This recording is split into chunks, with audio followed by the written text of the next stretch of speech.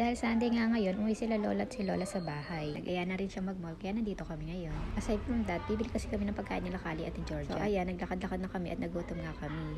Kaya nag-aya si lola na mag-choppy muna kami. Dahil wala namang halo-hala na request ni Misha, ang binili ko na lang ay meal siya para kay Misha. At habang inintay nga namin ng order, I think gutom na si Lolo. Kasi sumisimple na siya ng pag-inom eh. Dahil linggo nga ngayon, ang dami-daming tao dito sa mall. At ayan na, dumating na ang ating order. Wala ka dumaan.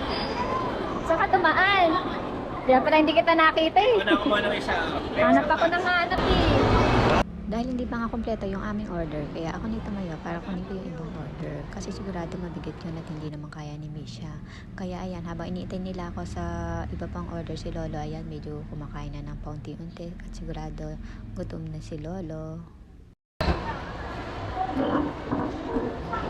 Dati pakubuhat mo hindi siya napakagaga. Wala ako mag-aano. Kaya alam mo magaan. Ang bigat tingnan mo, oh. At dahil kompleto na nga ang ating order, ayan, sinimulan na nga namin ang aming pagkain dahil late lunch na nga guys. Ayan, nag-start na kaming kumain. At ayan ang in-order ngayon ni Misha, chow fan. Toppings niya is Shanghai. That's all guys, thanks!